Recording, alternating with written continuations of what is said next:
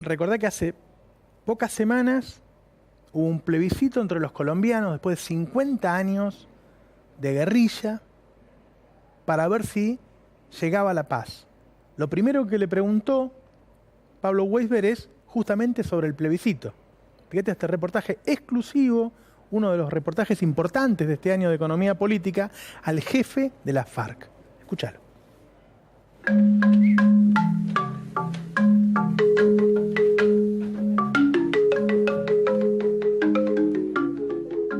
Hubo un primer acuerdo que fue rechazado en un plebiscito, por un margen muy pequeño. ¿Por qué cree que se produjo el rechazo a ese primer acuerdo de paz después de tantos años de guerra? Mire, yo no creo que decir que el acuerdo fue rechazado sea acertado decirlo, no. Allí confluyeron una serie de factores. Primero, un plebiscito con el cual nosotros no estuvimos de acuerdo.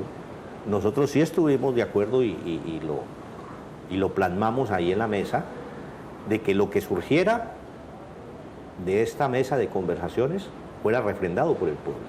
Y planteamos alternativas, planteamos que buscáramos, que nos sentáramos a buscar alternativas, pero el gobierno del presidente Santos unilateralmente decidió hacerlo por el plebiscito.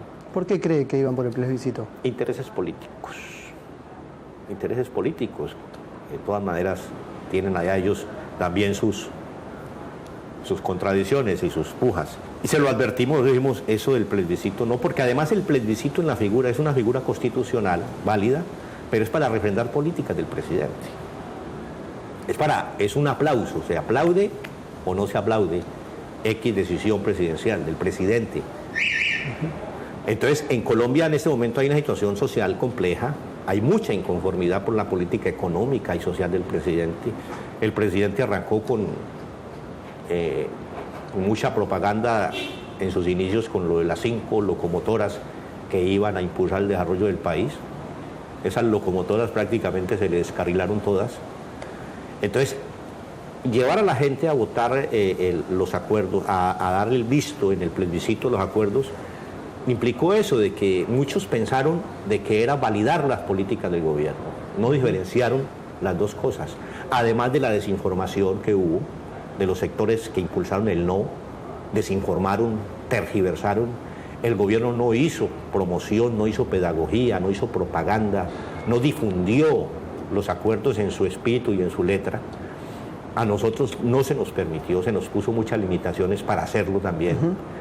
Entonces todos esos factores confluyeron a que se diera esa votación donde más del 60% de la gente se abstuvo. Entonces no creo yo de que los acuerdos en sí hayan sido rechazados. Lo que pasa es que, claro, se genera una situación política y que hay que tenerla en cuenta. Hablando de la reconciliación, ustedes iniciaron varios pedidos de perdón. Al mismo tiempo, la FARC dice que no quiere prestarse a un show mediático a través de los pedidos de perdón. ¿Cómo se concilian esas dos posiciones? ¿Cómo se llevan adelante? Bueno, primero que todo, haciéndolo a conciencia, con honestidad y con sinceridad como lo estamos haciendo, porque a nosotros sí nos duele. Y en este conflicto era una guerra, y en la guerra incluso hay cosas que se salen de las manos de sus mismos protagonistas, cosas que se quieren hacer de una manera y resultan de la otra. Por eso la guerra hay que bregar a exterminarla de la faz de la tierra. Entonces a nosotros nos duele todo lo que ha sucedido, entonces no tenemos ningún problema en pedir perdón, en reconocer nuestras responsabilidades, en explicar, en contar la verdad, por qué se dio esto, por qué se dio aquello, cómo fue. Lo que sí decimos es que con el dolor de la gente no hay que hacer espectáculos. Ahora, ¿cómo se consigue? Hablando con la gente. Lo que nosotros en ese sentido tenemos un criterio que las víctimas digan. Y hemos conversado con algunas que dicen, no, aquí en privado quiero que me cuenten qué fue lo que pasó. Bueno, o con otras se han hecho actos por hechos de pronto que han impactado mucho en la vida social, como el caso que se dio reciente de los diputados del Valle, que fue un acto muy bonito de reconciliación. Y estamos en eso, nosotros no tenemos ningún problema, nosotros estamos cumpliendo lo que está acordado. Esperamos que todas las partes del conflicto lo cumplan.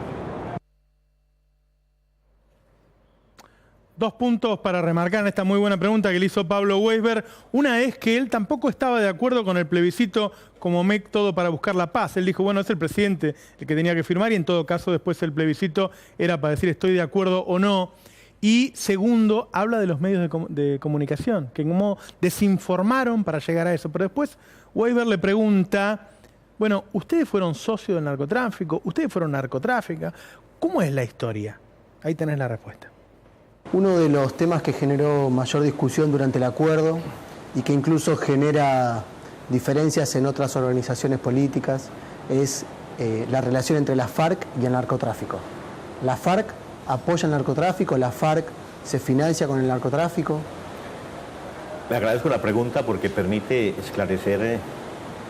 Esa ha sido una estigmatización que desde hace unos años para acá nos han venido haciendo con el ánimo de legitimar nuestra lucha revolucionaria. Sí, Colombia es un fenómeno de hace muchos años y es un fenómeno de la misma sociedad capitalista. Es el capitalismo el que alienta. Incluso la misma economía colombiana se nutre de los millones y millones de la parte que queda en Colombia, porque la gran mayoría se va al exterior. Las grandes entidades financieras. En Colombia existió en el Banco de Colombia una cosa que llamaba la ventanilla siniestra, donde usted llevaba los dólares que fueran, ahí se los cambiaban. Entonces, claro, nosotros no estamos dentro de una bola de cristal aislados de esos fenómenos, ¿no? Nosotros, como movimiento revolucionario, necesitamos financiación, y la financiación la conseguimos de las economías que hay a nuestros alrededores. Y esa es una economía. De ella hemos conseguido financiación a través del impuesto.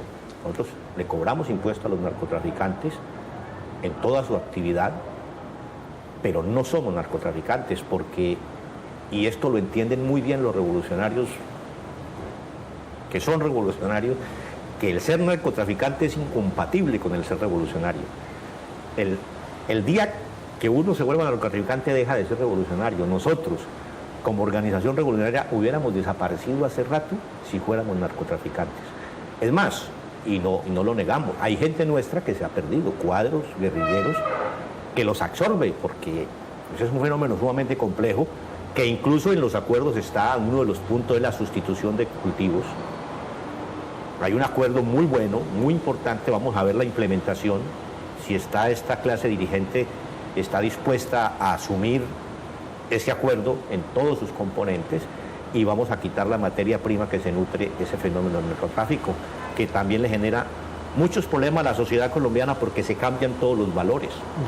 Esos valores que nosotros queremos que la sociedad colombiana acoja, recoja, la solidaridad, la convivencia pacífica. El narcotráfico acaba con todo eso.